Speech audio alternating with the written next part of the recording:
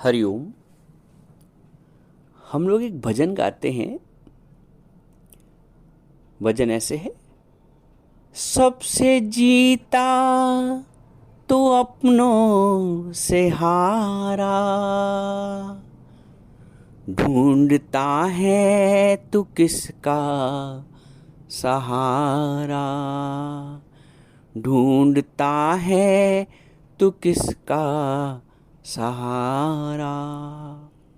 सबसे जीता तू अपनों से हारा, ढूंढता है तू किसका सहारा, ढूंढता है तू किसका सहारा।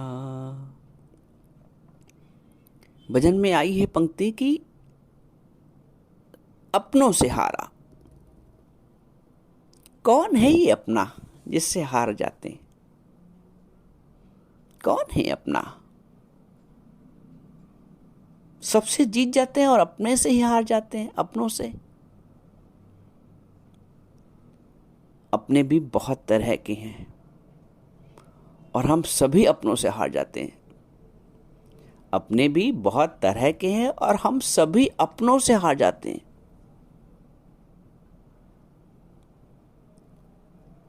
हम इस अपने की इतनी सेवा करते हैं, इतना सत्कार करते हैं, अच्छे से अच्छा खिलाते हैं, अच्छे से अच्छा पिलाते हैं, अच्छे से अच्छा पहनाते हैं, इसके सभी हितों का ध्यान रखते हैं। बारिश से बचाते हैं, गर्मी से बचाते हैं, ठंड से बचाते हैं, अपमान से बचाते हैं, निंदा से बचाते हैं। कितना जीवन भर सेवा करते हैं इस अपने की।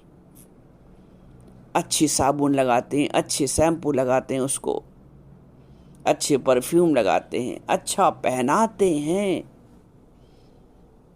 अच्छा घुमाते हैं, जीवन भर इस अपने की सेवा करते हैं समर्पित होके, लेकिन फिर भी हार जाते हैं। कौन है अपना जो हमें हरा देता है? कौन ये अपना है? और सभी अपने हमको हरा देते हैं। ये कौन है अपने जो हमें हरा देते हैं? हम बाहर भले ही जीत जाते हैं दूसरों से, अपनों से हार जाते हैं। एक गहरे चिंतन का विषय है। आप जब समझेंगे पूरी बात को तो आपको लगेगा बिल्कुल सही है। अपनों से ही तो हारते हैं।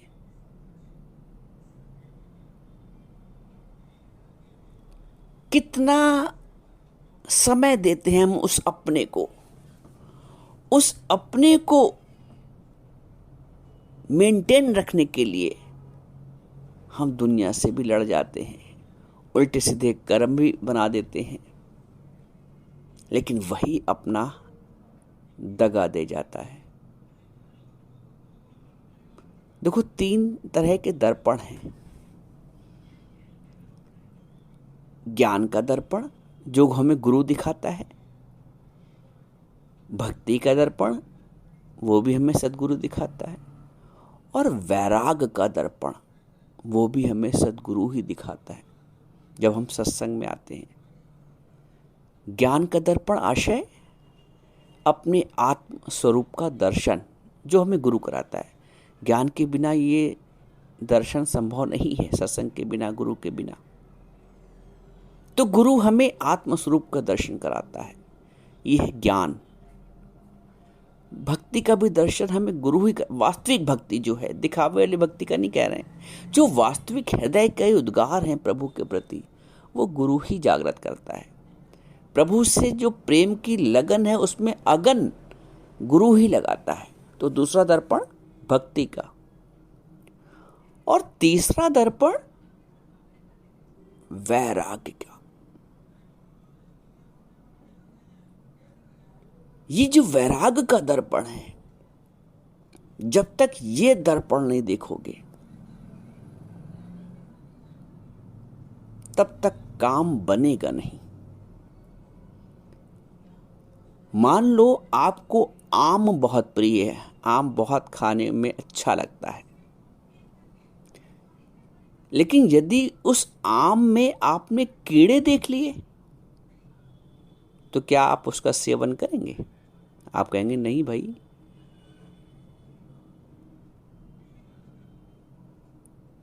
आप उसका सहज ही त्याग कर देंगे, रख देंगे उठा के, और ऐसा रखेंगे कि मतलब ही नहीं, बल्कि फेंक देंगे। कीड़े वाला आम हम नहीं खाएंगे, भले ही कितना प्रिय हो, लेकिन कीड़ा दिख गया, ना दिखता तो खा जाते हैं, और खा ही रहे हैं सभी, देखता कौन है? देखो यहाँ दोहरा अर्थ है, गंभीर अर्थ है। यहाँ हम आध्यात्मिक दृष्टिकोण से इसको समझ रहे हैं। तो समानता ऐसा होता है, ज्ञान के अभाव में सब कीड़े वाला ही आम खा रहे हैं।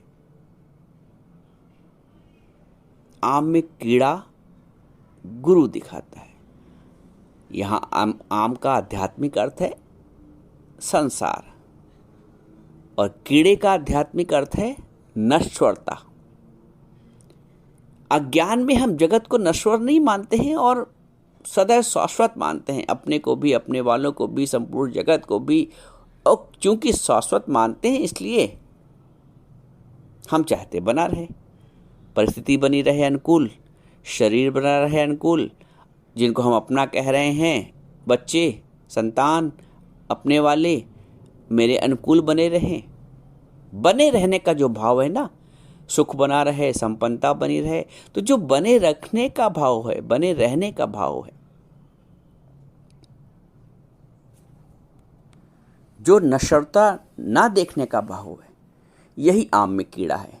अर्थात जगत की नश्वरता को ना देखना आम में कीड़े के समान है। नहीं देखा तो ऐसे ही सेवन कर लिया, ऐसे ही भक्षण कर लिया, ऐसे ही उपयोग कर लिया, ऐसे ही उपभोग कर लिया। लेकिन दिख गया तो फिर सहज त्याग हो जाता है। तो संसार में लोग ज्ञान के अभाव में उस नश्वरता को नज़रअंदाज कर जाते हैं और बना रहे सब कुछ, और सच ये है कि बना कुछ रहता नहीं। तो गुरु उस नश्वरता रूपी कीड़े को दिखाता है,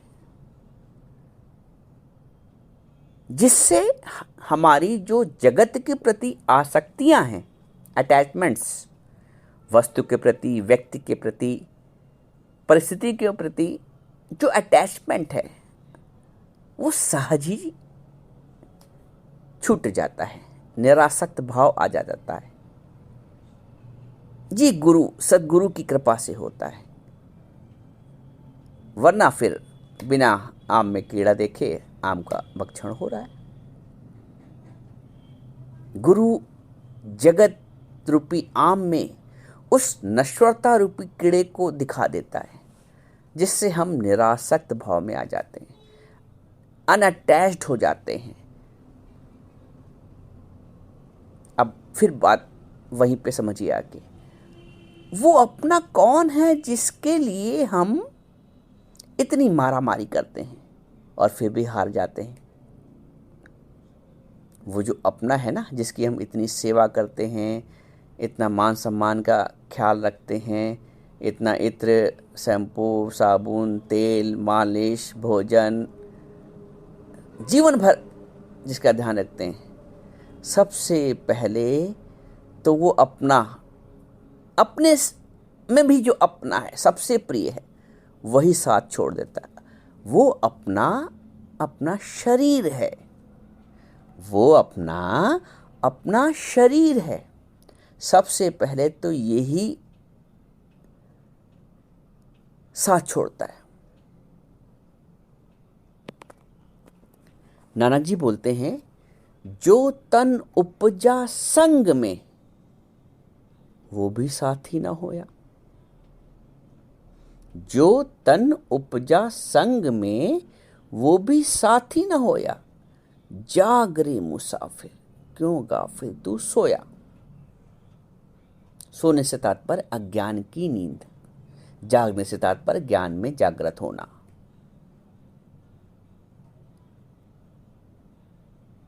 जगत की नश्वरता को पक्का करना, सदा बना रहने वाले भाव से ऊपर उठना, क्योंकि सदा तो कुछ बना ही नहीं रहता है, कुछ भी तो सदा नहीं बना रहता है। सदा न संग सहेलियां, सदा न राजा देश, सदा न इस जग जीवना, सदा न काला केश। कहाँ है वो सहेलियां जो बचपन में थी? कहाँ है वो मित्र जो बचपन में थे? किसी का आता पता नहीं। कहाँ है वो वातावरण जो आज से 40 साल पहले था देश का? कहाँ है वो राजा? कहाँ है वो बाल जो कभी काले थे आज सफेद हो रहे हैं? सदा ना काला केश। क्या सदा है और क्या टिका है? अभी देखो, गहरे भाव में आओ। हम जिसको अपना कह रहे हैं, जितनी सेवा जिसकी इतनी करते हैं, जितना अच्छे से अच्छा खिलाया है, पहनाया है, घुमाया है, मान की रक्षा की, सम्मान की रक्षा की, प्रशंसा की खूब चाहा, सबसे पहले वहीं से वैराग उत्पन्न होता है।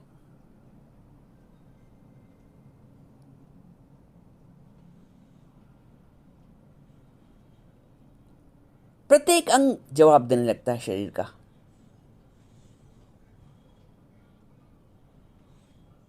हम प्लान करते हैं सुबह उठ के ये करेंगे, मालूम पड़ा कि आँख खुलते ही सर दर्द हो गया। अब जो योजना बनाई थी अगले दिन की वो धरी रह गई, बुखार आ गया। जो प्लान किया था, जो प्रपोज किया हुआ था, वो डिस्पोज हो गया।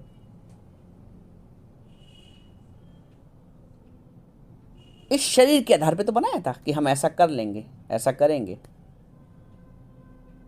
धोखा दे दिया। कहाँ तुम्हारे कहने में आया?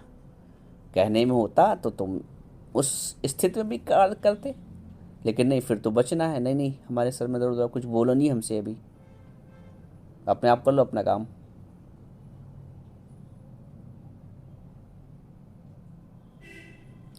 कहाँ साथ दिया?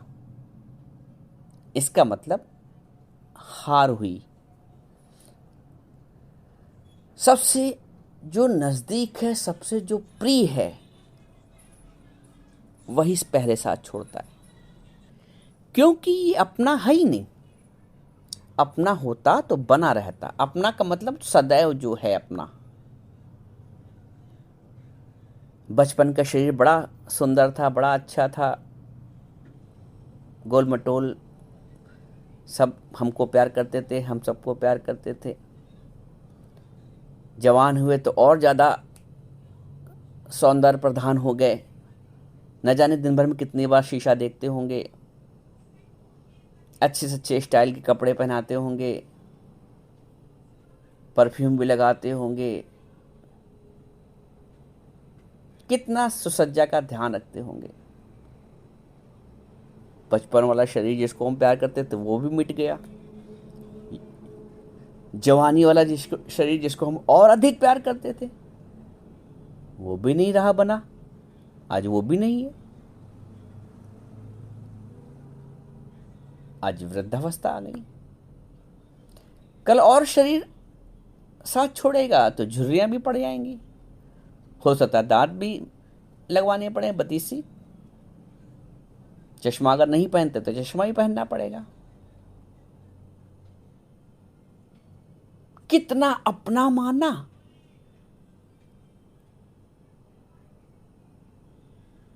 और कितना उस अपने ने हमारा साथ वो छोड़ता ही चला गया। बचपन छूटा, जवानी छूटी, 30 साल की अवस्था छूटी, 40 साल की अवस्था छूटी। वो पल पल दगा दे रहा है, लेकिन हम को कीड़ा दिखता नहीं है आम में, तो हम खाए जाते हैं।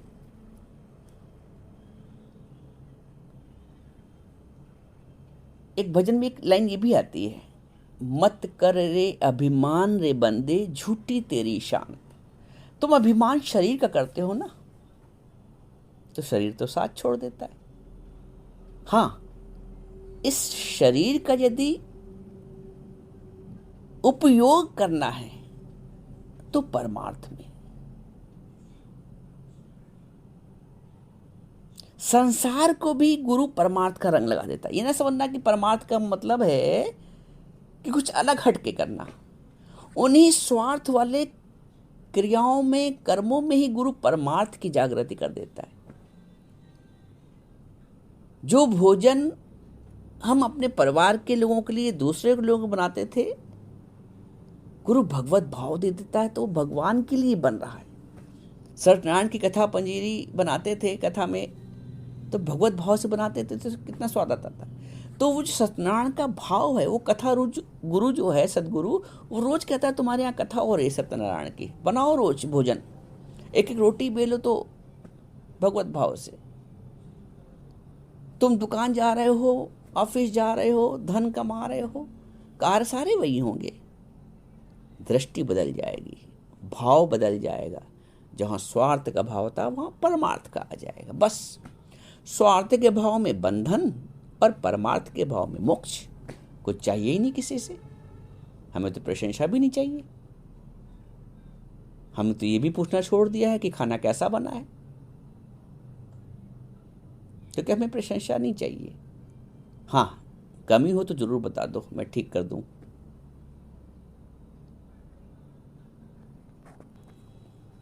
तो ये शरीर जब से जन्म लेता है,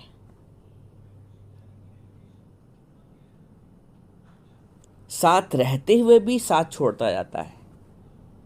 दो दृष्टि हैं, दो दृष्टिकोण हैं। तो कहने का तात्पर्य ये है कि जिसको हम सबसे ज़्यादा अपनों की श्रेणी में प्राथमिकता देते हैं, अपना शरीर, वही साथ छोड़ देता है। और दूसरे नंबर आता है फिर संबंधियों का, जो पारिवारिक प्राणी हैं। जब इस शरीर पे हमारा अपना अधिकार नहीं है, तो जो पारिवारिक प्राणी हैं, अज्ञान हमसे कहता है अधिकार रखो, और हम रखते भी हैं, ऐसा नहीं है। अज्ञान हमसे कहता है कि सहारा लो इनका भी, और हम लेते भी हैं।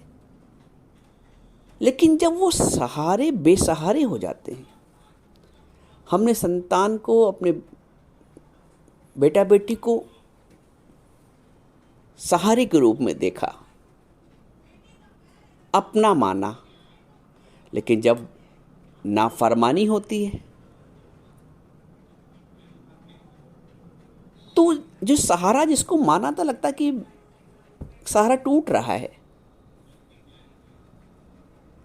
एक पड़ोस का बच्चा फिर शायद आपकी बात मान जाए, लेकिन जिसको आप अपना कह रहे हैं वो नहीं मानता है। एक पड़ोस का बच्चा संभवतः आपसे मधुर शब्दों में बात कर जाए, लेकिन जिसको अपना मान रहे हैं, हो सकता है वो ऊंचे स्वर में बात कर ले, हो सकता है वो जवाब भी दे दे।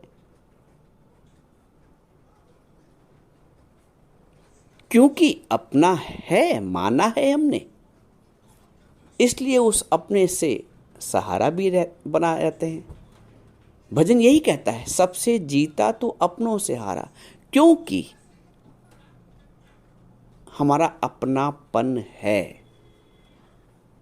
वस्तुतः शरीर भी अपना नहीं है, जो सदा बसत, जिसके साथ तुमने इतना सब कुछ किया है। तो जो इस शरीर से परे संबंध हैं, वो कैसे अपने हो गए? वो कैसे अपने हो गए? तुमने कैसे अधिकार रख लिया? ये वो वैराग का कीड़ा है, ये वो आम में कीड़ा है, ये वो जगत रूपी आम में कीड़ा है जो गुरु दिखाता है। गुरु तुम्हें अपने आधार पर जीना सिखाता है। आशा न करे और की, आप करे उपकार। आशा न करे और की, आप करे उपकार। अक्सर सत्संग में बताता हूँ कि किसी से एक गिलास पानी की भी इच्छा मत करो, किसी से मुस्कुराहट की भी इच्छा ना करो, किसी से थैंक यू की भी इच्छा ना करो, किसी से ये भी इच्छा ना करो कि वो तुम्हारा एहसान माने।